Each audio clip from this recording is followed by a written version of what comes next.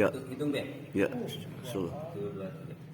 Assalamualaikum warahmatullahi wabarakatuh. Waalaikumsalam warahmatullahi Nahmaduhu wa nusallimu ala rasulil karim, amma ba'd. Kami akan bacakan satu hadis dari Buraidah radhiyallahu anhu tentang orang yang membaca Al-Qur'an. Bismillahirrahmanirrahim. Hadis ke-7. An Buraidah radhiyallahu anhu qala Rasulullah sallallahu alaihi wasallam, man qara'al Qur'an ayyata'akkalu bihi nas jaa yaumal qiyamati wa wajhu akmun laisa alaihi lahmun. Rawahul Baihaqi fi Syu'abil Iman. Fi Syu'abil Iman.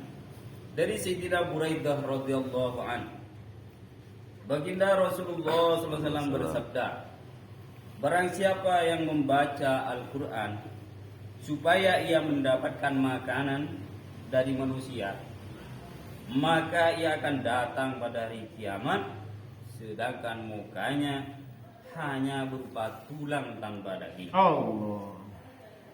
Diulang, dari Sayyidina Buraidah radhiyallahu anhu, Baginda Rasulullah SAW bersabda, barang siapa yang membaca Al-Quran supaya ia mendapatkan makanan dari manusia, maka ia akan datang pada hari kiamat sedang mukanya hanya berupa tulang tanpa daging. Hadis riwayat Baihaqi dari kitab Syu'abul Iman.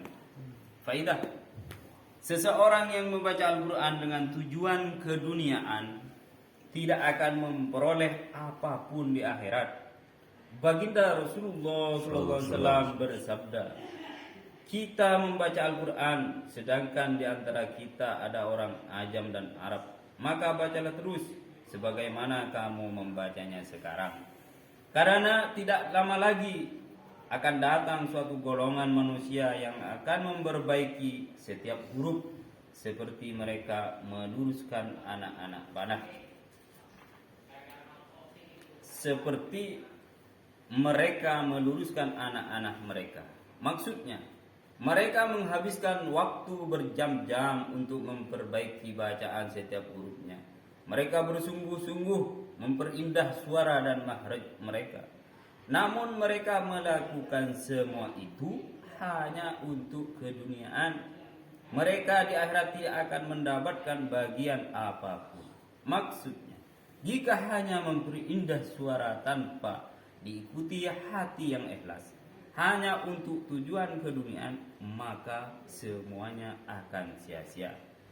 Wajah tanpa daging maksudnya, jika sesuatu yang paling mulia yakni Al-Quran digunakan untuk menjadi sesuatu yang hina yakni dunia, maka sebagai balasannya anggota badan yang paling mulia yakni muka akan kehilangan keelokannya, kehilangan ketampanannya, kehilangan kecantikannya.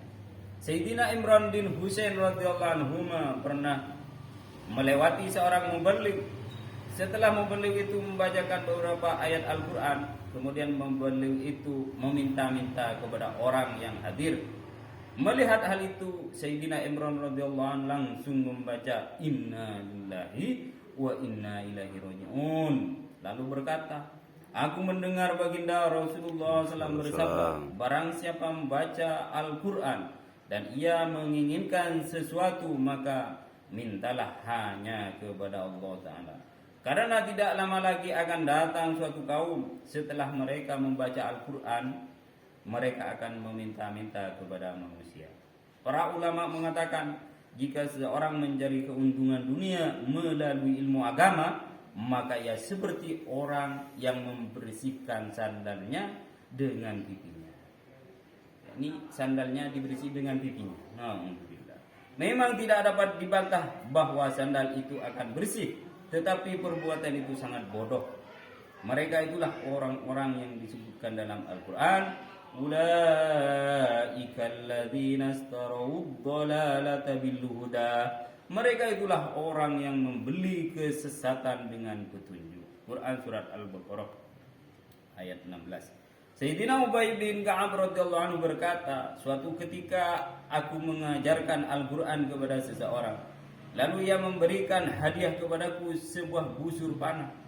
Ketika aku menyampaikan hal ini kepada baginda Nabi sallallahu alaihi wasallam, beliau bersabda, kamu telah mengambil satu busur panah jahanam.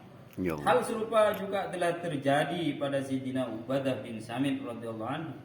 Maka baginda Rasulullah SAW bersabda kepadanya, kamu telah mengandungkan bara api neraka di antara pundakmu. Riwayat lain menyebutkan, jika kamu mau mengandungkan galung api neraka di lehermu, maka ambillah busur itu.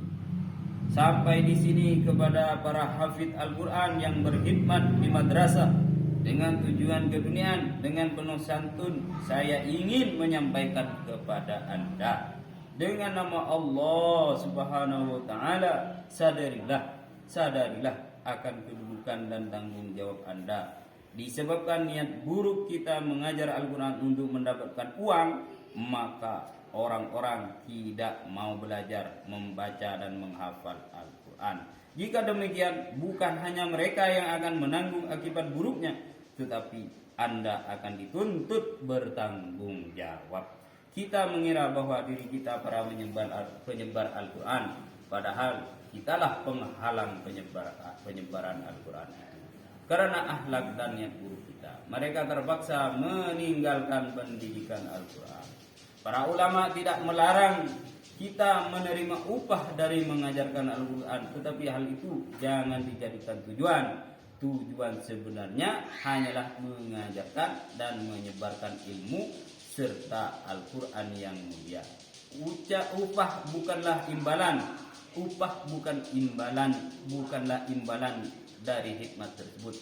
Tetapi mengambil upah itu dibenarkan sekedar untuk memenuhi keperluan yang sangat besar, dan itu pun karena terpaksa.